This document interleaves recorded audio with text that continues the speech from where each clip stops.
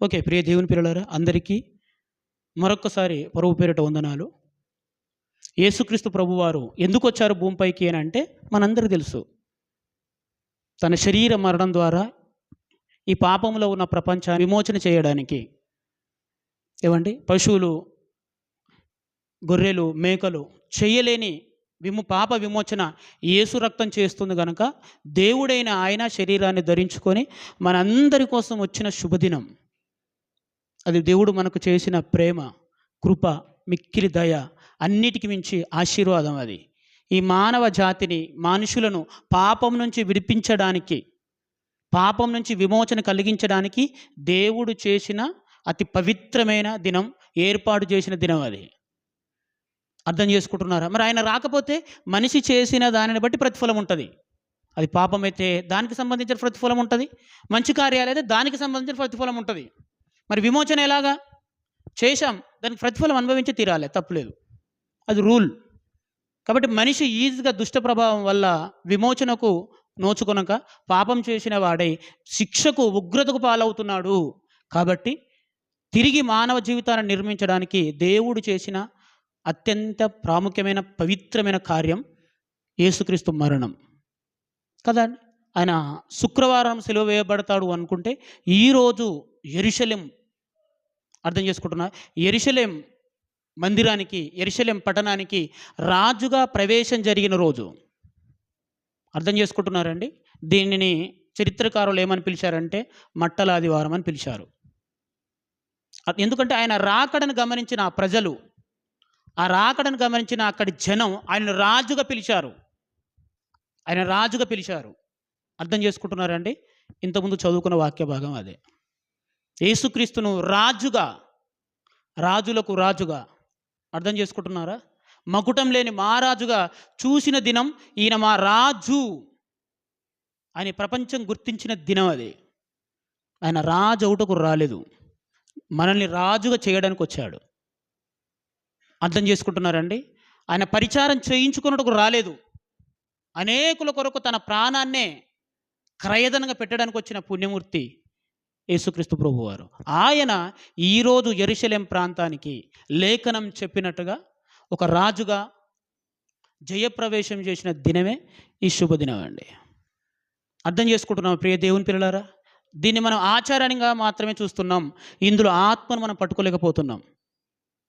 ఇది ఆచారం, ఎవరో కల్పించింది అని మనం అనుకుంటున్నాం.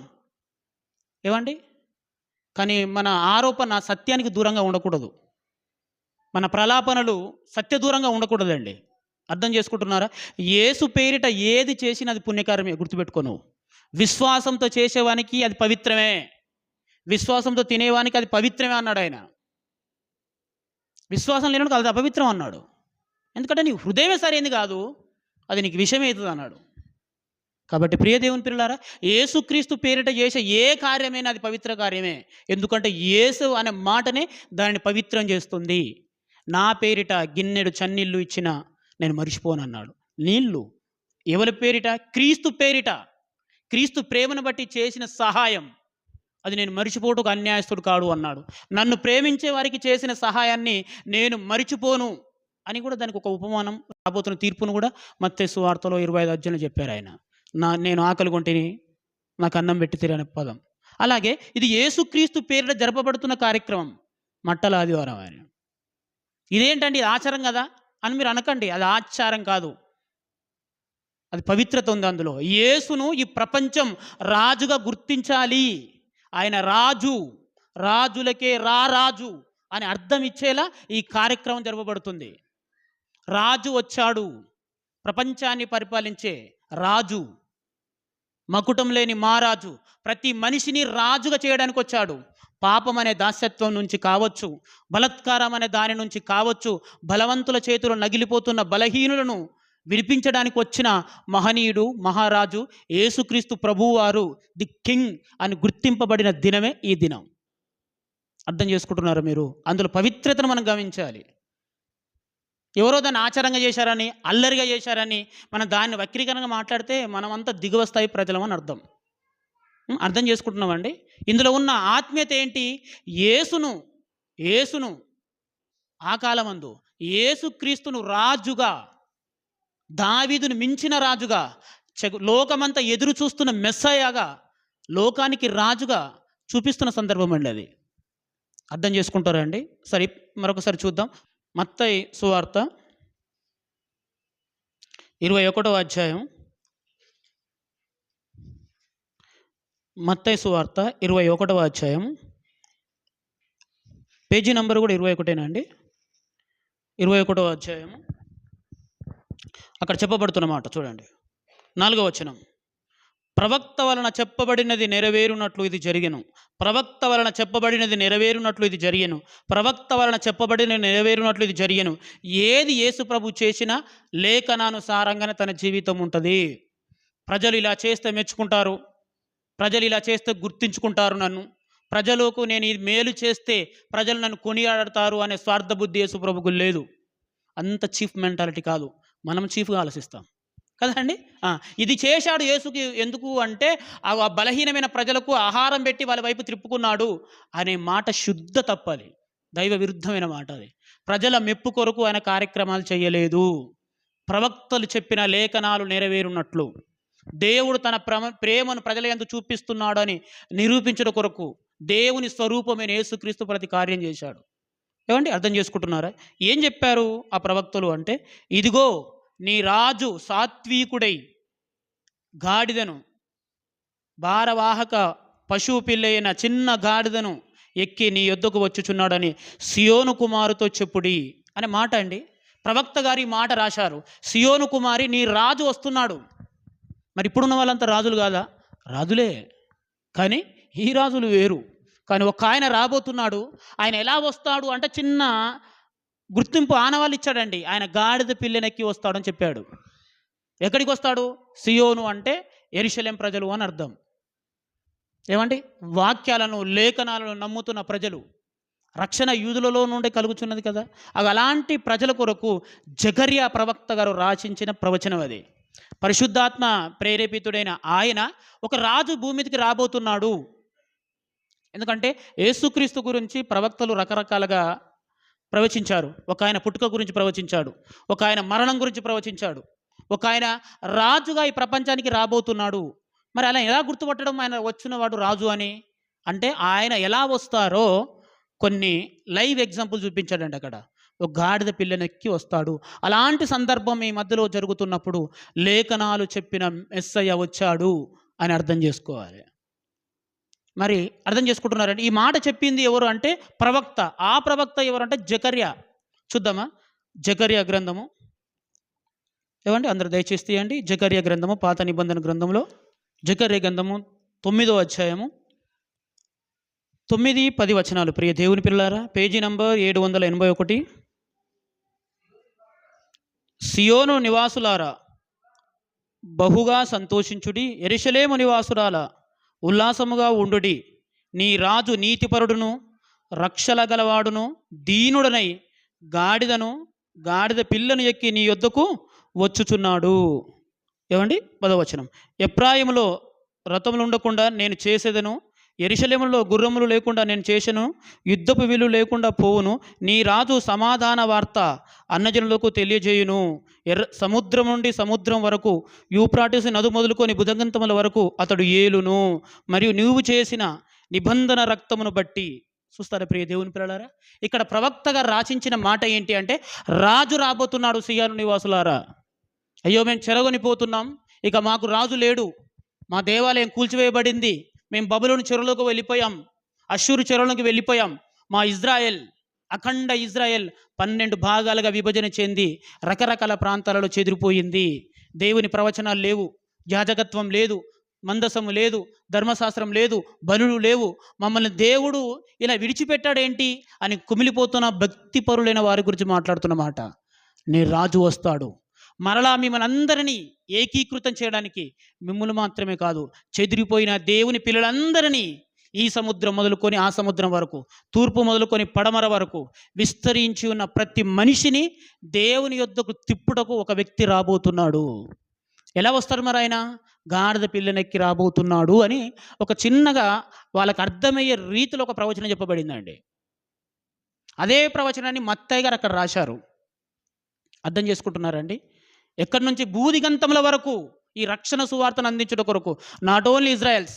మీరేమనుకుంటున్నారు, మేము చెదిరిపోయాం, బబులోనికి చెరలకు వెళ్ళిపోయాం, ఇక మేము మరలా ఒక దగ్గర ఏకీకృతం కాలేము, మా దేవాలయం కాల్చబడిపోయింది, మా ఆరాధనలు ఏమంటే మా బలులు, మా ఆచారాలు మంట కలిసిపోయాయి, మోషే ధర్మశాస్త్రం ఏమైపోయిందో చెప్పేవారే లేరు అని మీరు అనుకుంటున్నారు కదా.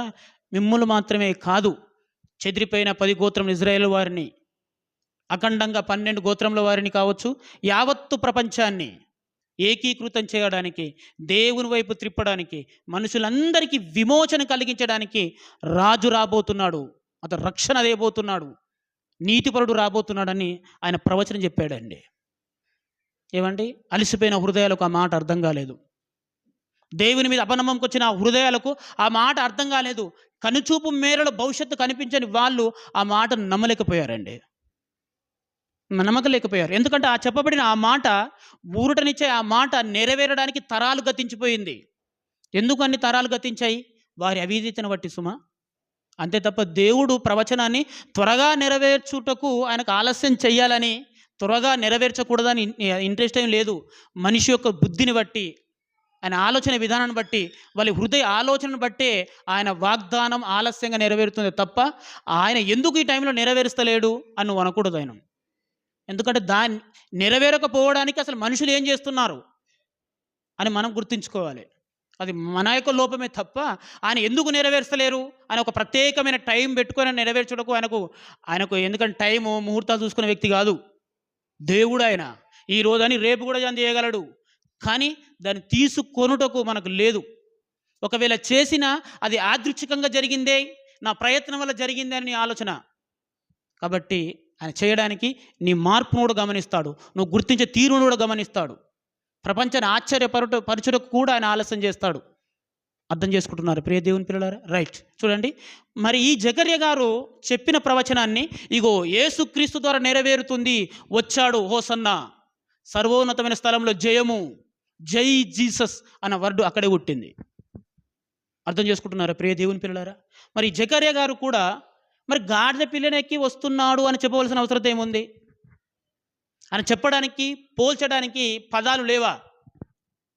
రాజు వస్తున్నాడని చెప్పాడు, బాగానే ఉంది, కానీ ఆయన గాడిద పిల్లను ఎక్కి వస్తున్నాడని గాడిద పిల్ల మీద ఎక్కి రావడం ఏంటి? మరి ఈ పోలిక ఎందుకు జకర్యా పోల్చి చెప్పాడు? గాడిదలో అంత స్పెషాలిటీ ఏముంది అని మనం అనుకోవచ్చు. ఏవండి, ఆయన జనాలకు అర్థం చేయించడానికి ఆ పదాలు రాశాడు.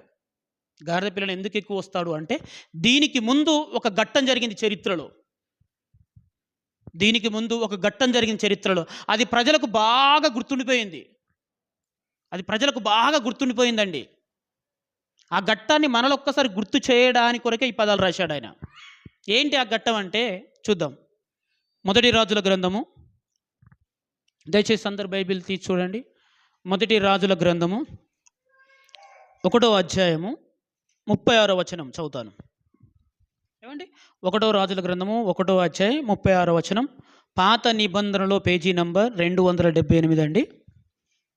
అందుకు యెహోయాదా కుమారుడైన బెనాయా రాజునకు ప్రత్యుత్తరముగా ఇట్లనెను, అలాగు జరుగునుగాక, నా ఏలిన వాడవును రాజునగు నీ దేవుడైన యెహోవా మాటను, యెహోవా ఆ మాటను స్థిరపరచునుగాక.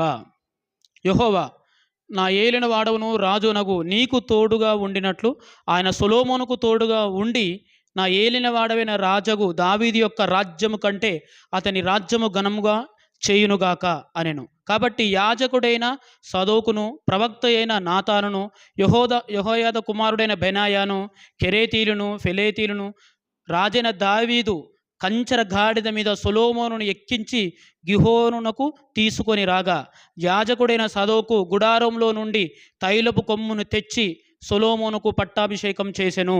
అప్పుడు వారు బాకానాదము ఊదగా కూడిన జనులందరూ రాజైన సొలొమోను చిరంజీవి యగునుగాక అని కేకలు వేసిరి.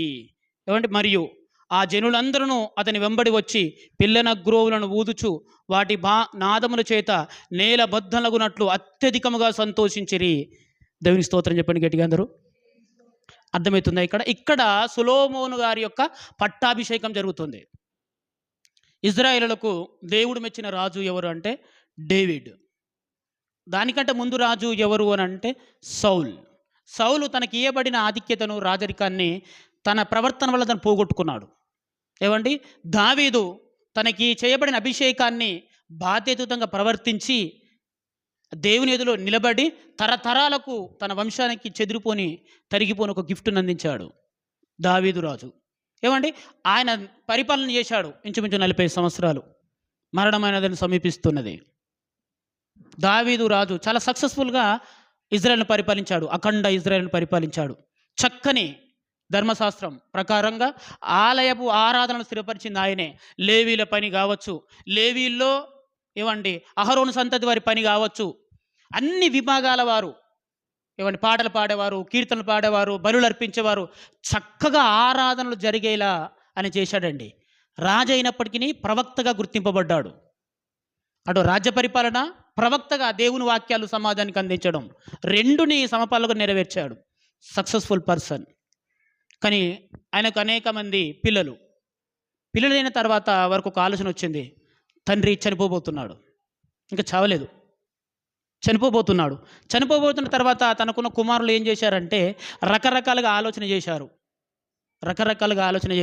ఏమని ఆలోచనలు అంటే, తండ్రి గారు ఎలాగ చచ్చిపోతున్నారు కాబట్టి రాజును నేనే అవ్వాలి అని ఒక ఆయన అదోనియా. రాజును నేనే అవ్వాలి. రకరకాలుగా ఆయనకున్న పిల్లలు వారి వారి అర్హతను బట్టి మేమే రాజులం, నేనే రాజునని ప్రజలకు పరిచయం చేసుకోవడం మొదలుపెట్టారు. నాన్నగారు ఉన్నప్పుడు బాగా పరిపాలించాడు. ఏమంటే అర్థం చేసుకుంటున్నారా? నాన్నగారు ఉన్నప్పుడు బాగా పరిపాలించారు. ఇప్పుడు నాన్నగారు వెళ్ళిపోయే సమయం అయిపోయింది. ఆ తర్వాత ఈ రాజ్యాన్ని పరిపాలన చేసేది నేనే అనుకొని అదోనియా అనే వ్యక్తి అనేకులకు పరిచయం చేయడం కోసం మొదలుపెట్టాడండి. ప్రజలందరూ నమ్మిస్తున్నాడు.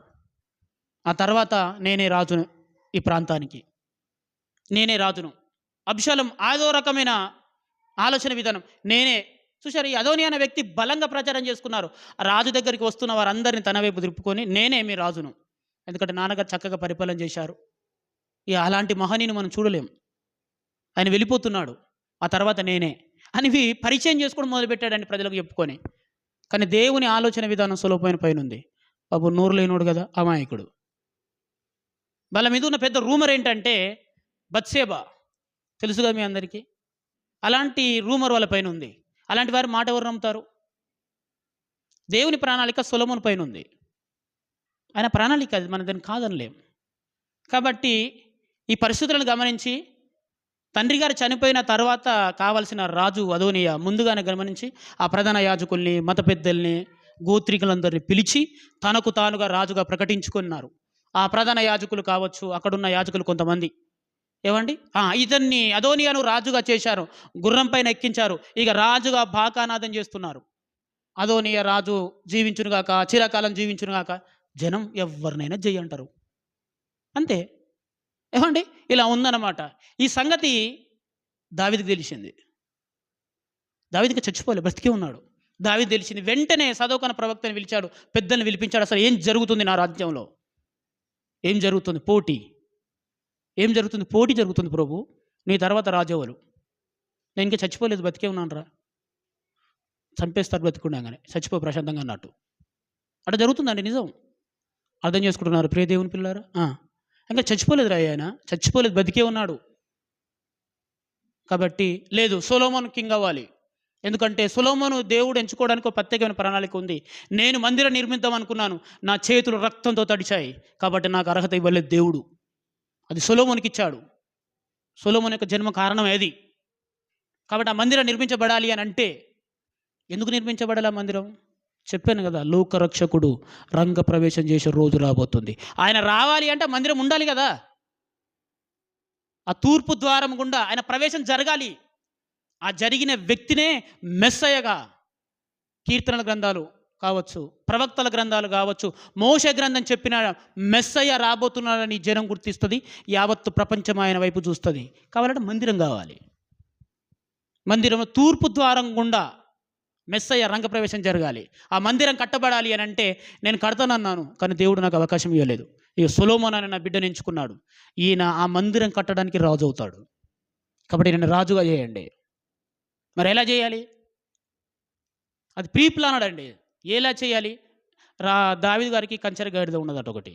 ఆ కంచెర గాడిద పైన ఎక్కించి ఆయన పైన తైలపు కొమ్ములు తెచ్చిన తైలము పోసి అప్పుడు ఏమని అంటున్నారు చూడండి ప్రజలు. 40వ వచనం. జనులందరూ అప్పుడు వారు బాకానాదము ఊదగా కూడిన జనులందరూ రాజైన సొలొమోను చిరంజీవేగునుగాక అని కేకలు వేసిరి. మరియు ఆ జనులందరూ అతని వెంబడి వచ్చి పిల్లన గ్రోవులను ఊదుచు వాటి నాదము చేత నేల బద్దలగునట్లు అత్యధికముగా సంతోషించిరి. ఆ రోజు వచ్చిందండి వర్డ్ సొలొమోన్ కింగ్. అర్థమైంది? ఆ రోజు వచ్చింది జయము జయము జయం అనే పదం ఆ రోజు వాడుకలోకి వచ్చింది. దేని మీద వస్తున్నాడు ఈ రాజు? ఏ రాజు కూడా ఏమండి పట్టాభిషేకం జరిగే రోజున గుర్రం పైన వస్తాడు. దానికి డిఫరెంట్గా సొలొమోన్ వచ్చారు. అర్థం చేసుకుంటున్నారండి? గాడిద పైన వచ్చాడు ఆయన. ఇది అక్కడున్న ఇజ్రాయెల్ అందరి దృష్టిని ఆకర్షించింది. అసలు ఏంటి గాడిద? గుర్రాలు లేవా? గుర్రం పైన కదా రాజు జరిగేది.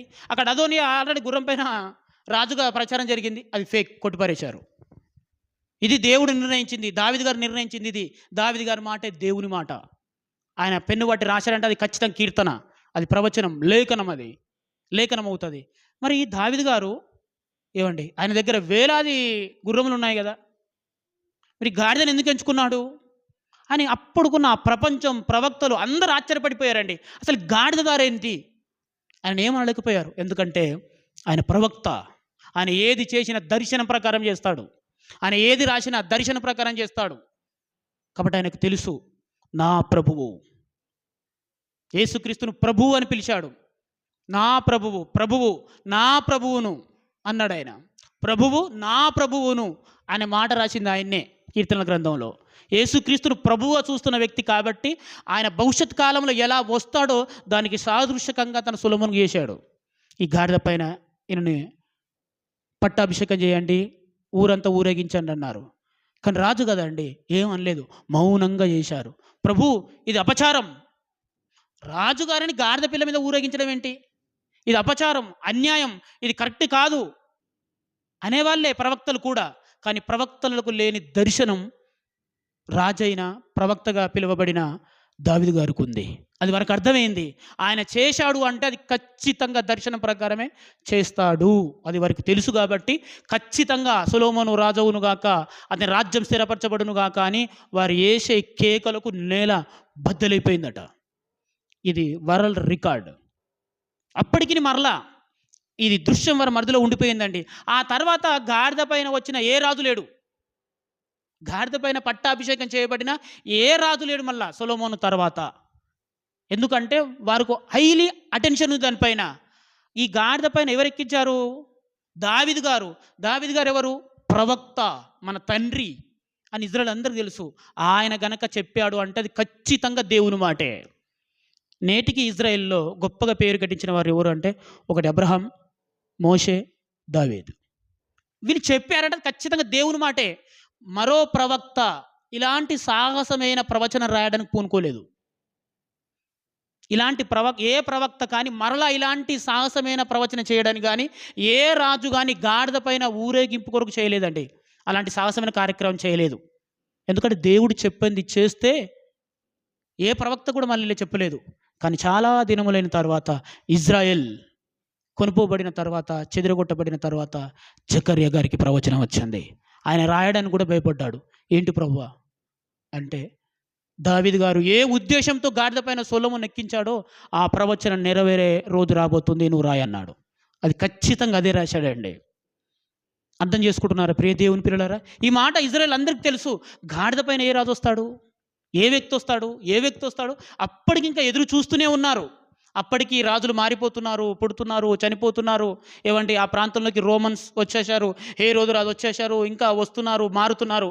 కానీ ఒక్కరోజు వారు ఊహించని రోజు ఆ ప్రవచనం నెరవేరింది. ఏమండి వారి మధ్యలో ఉన్న వ్యక్తే మెస్సయగా, రాజుగా కీర్తింపబడే రోజు వచ్చింది. ఆయన గాడిద పిల్లని ఎక్కి ఆ యెరూషలేము తూర్పు ద్వారానికి వస్తుండగా అక్కడున్న జనాలకు ఈ ప్రవచనం గుర్తొచ్చిందండి. సొలొమోను ఏ కంటెంట్ తోటైతే గాడిద పైన వచ్చి ఊరేగించబడ్డాడు రాజుగా, దావీదు ఏ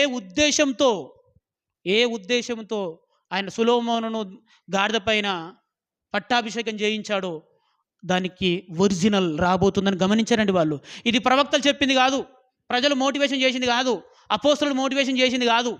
అప్పటిదప్పుడు ఆయన యెరూషలేముకి వెళ్ళబోతున్నాడు. ఆయన సిలువ వేయబడుతున్న కొన్ని రోజులకే ఆయన నిర్గమం జరగబోతుంది అని శిష్యులను పిలిచి ఒక గాడిదను తీసుకురమ్మన్నారు. అనగానే వాళ్ళు కూడా ఎదురు ఆన్సర్ చెప్పేవాళ్ళు కాదు, వెంటనే తీసుకొని వచ్చారండి. దానిపైన ఎక్కాడు. ఎక్కి అలా వెళుతున్నాడో లేదో శిష్యులకు కూడా దాని స్ట్రైక్ కాలేదు ఇది ఏంటి అనేది. కానీ ప్రజలకు అర్థమైందండి, ప్రజలకు అర్థమైంది. ఒక్కసారి 1000 సంవత్సరాల క్రితం అంతరించిపోయిన, 100 సంవత్సరాల క్రితం అంతరించిపోయిన సొలొమోను జ్ఞాపకం వచ్చాడు వాళ్ళకు. సొలొమోను జ్ఞాపకం వచ్చాడు. సొలొమోను ఆ రోజు గాడిద పైన ఎందుకు రంగప్రవేశం చేశాడు? దీని కొరకే అన్నమాట. ఈయన మనం అందరం ఎదురు చూస్తున్న మెస్సయ ఇస్ అ కింగ్, ప్రభు పేరిట వచ్చువాడు స్తుతించబడును గాక అని అప్పుడు వలుకుతున్నారండి. మత్తయి సువార్త 21వ అధ్యాయం. అర్థం చేసుకుంటున్నారు ప్రియ దేవుని పిల్లలారా? ప్రభువు పేరిట వచ్చువాడు స్తుతించబడును గాక. అప్పుడు మత్తయి సువార్త 21వ అధ్యాయం తీయండి. 21వ అధ్యాయం 9వ వచనం. జనసమూహములలో ఆయనకు ముందు వెళ్ళుచుండిన వారును వెనుక వచ్చుచుండిన వారును దావీదు కుమారునికి జయము అంటే హోసన్నా అని అర్థం హెబ్రీ భాషలో. ప్రభువు పేరిట వచ్చువాడు స్తుతింపబడునుగాక, సర్వోన్నతమైన స్థలములలో జయము అని కేకలు వేయుచుండ్రి, కేకలు వేయుచుండ్రి, కేకలు వేయుచుండ్రి. ఎలా కేకలు వేశారు? అప్పుడు జకర్యా చెప్పిన ప్రవచనం జ్ఞాపకం వచ్చింది, సొలొమోను గారు జ్ఞాపకం వచ్చారు. ఇస్ అ కింగ్, దేవుడు ఎన్నుకున్న రాజు వచ్చేశాడు, రాజు వచ్చాడు. అంతే. ఈ రాజ్యానికి అంతం ఉండదు. గుర్తుపెట్టుకుంటున్నారా? ఈ రాజు యొక్క రాజ్యం విస్తరిస్తదే తప్ప అంతం ఉండదు. భూదిగంతముల వరకు అన్నాడు జకర్యా. అన్నట్టుగా నేటికి నీ భూదిగంతముల వరకు మానవ పుట్టుక ఉన్న ప్రతి చోటికి ఈ రాజ్యం వెళుతుంది. దీని పేరే మనం అందరం పిలుచుకొని క్రైస్తవ్యం. అర్థం చేసుకుంటున్నారా ప్రియ దేవుని పిల్లలారా? ఈ రాజు తన ప్రేమ చేత, తన మరణం చేత ఏమండి ఈ ప్రపంచాన్ని జయించాడు. అర్థం చేసుకుంటున్నారా? తన ప్రాణ విమోచన చేత తన రక్తాన్ని కార్చి ఈ ప్రపంచానికి విమోచన గావించిన ఇస్ అ కింగ్.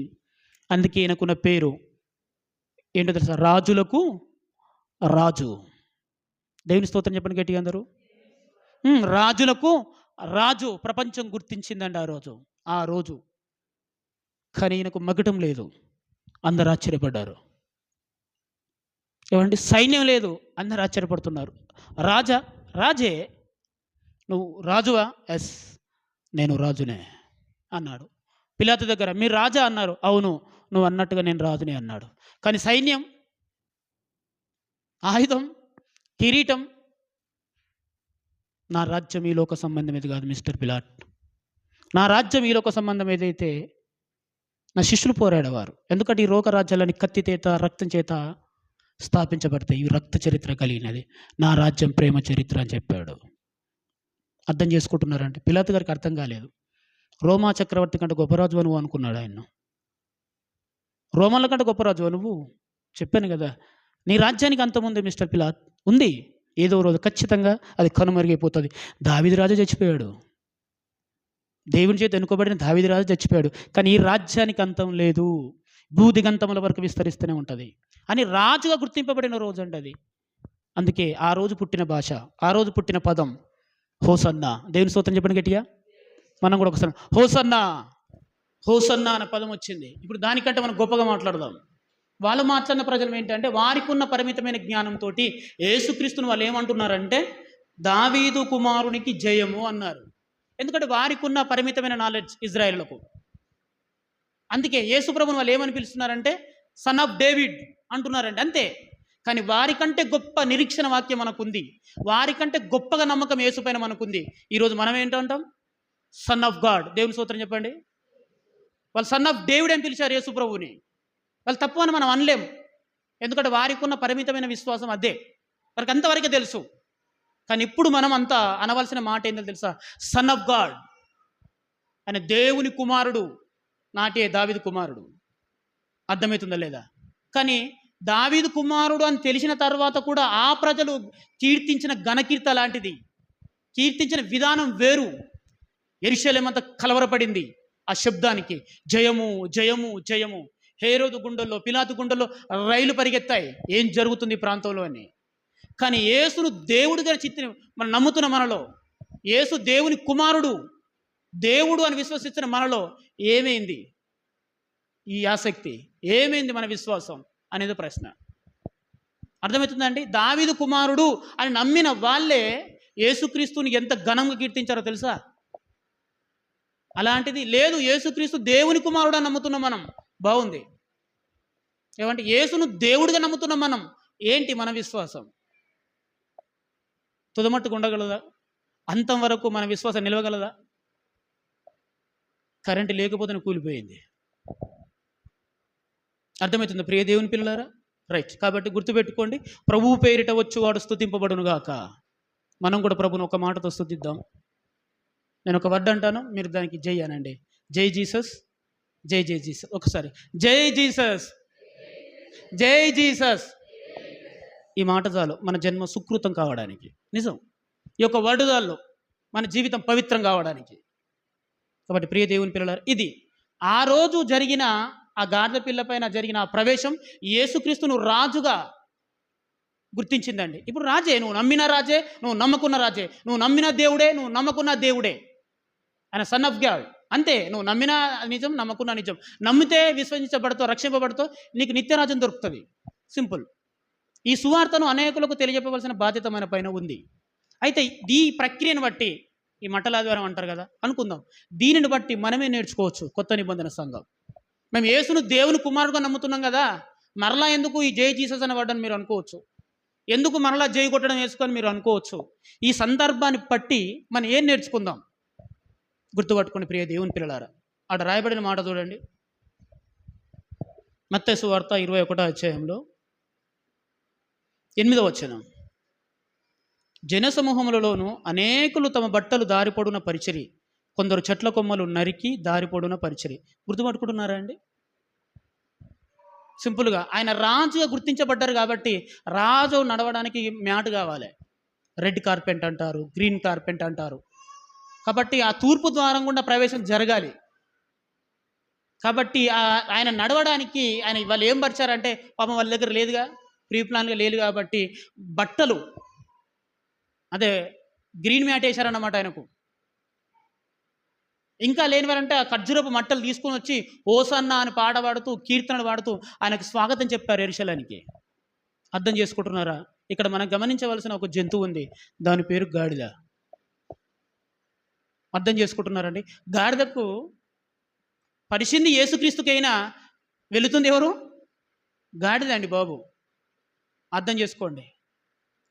పాడుతుంది కీర్తనలు యేసుకైనా గాడిద కూడా ఘనత పొందుతుంది అక్కడ. మీరు గుర్తుపెట్టుకుంటున్నారా? లాజికల్గా గాడిదనండి బాబు. ఎంత వైభోగం వచ్చిందా గాడిదకు. ఏ జంతువుకు రాని ఘనత.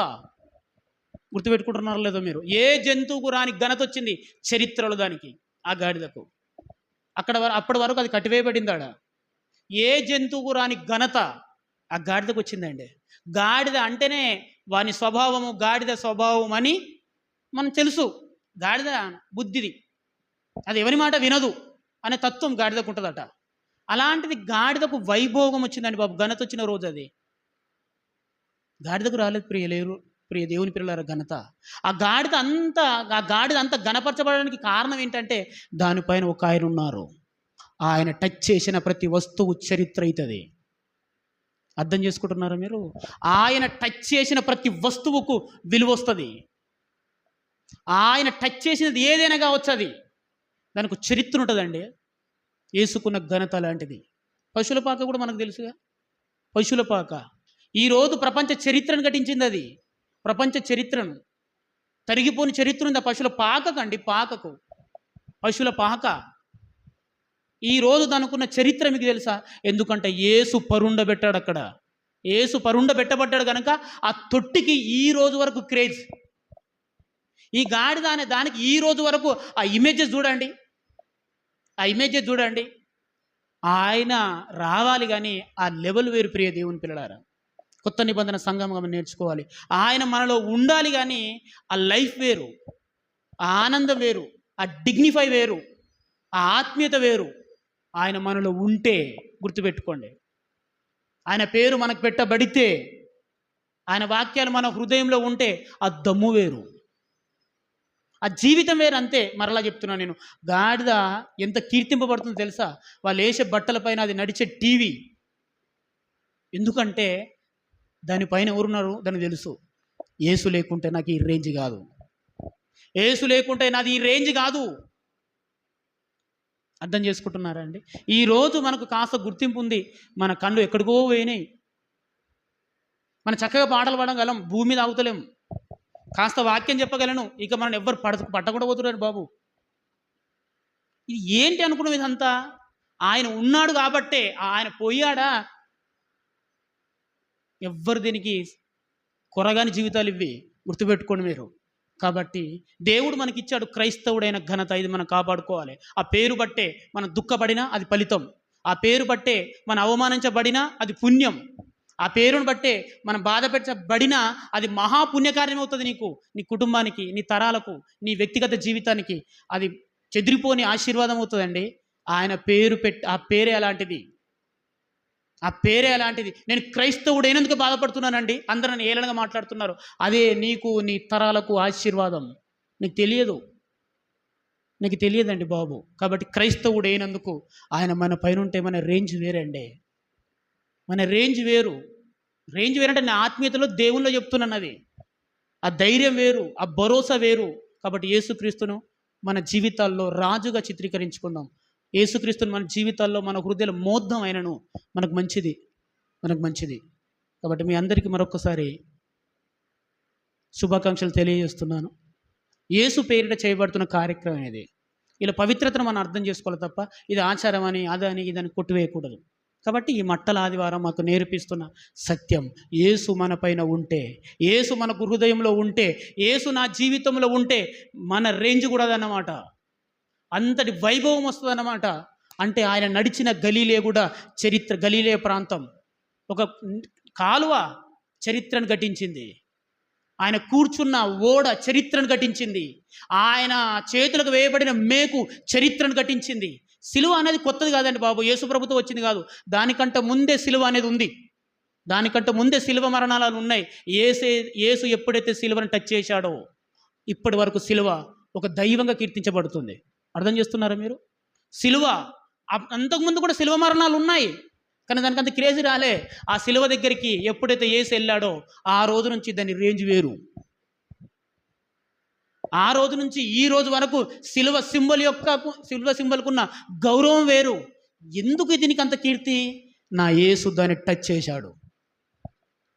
అర్థం చేసుకుంటున్నారండి? ఆ యేసు మన హృదయాన్ని ముడితే, ఆ యేసు మన హృదయంలో ఉంటే మనం కూడా చరిత్రగా మిగిలిపోతాం దేవుని దృష్టిలో. ఈ సంగతులు మీరు మర్చిపోకుండా ఉంటారని మనస్ఫూర్తిగా కోరుకుంటున్నాను. Thank you.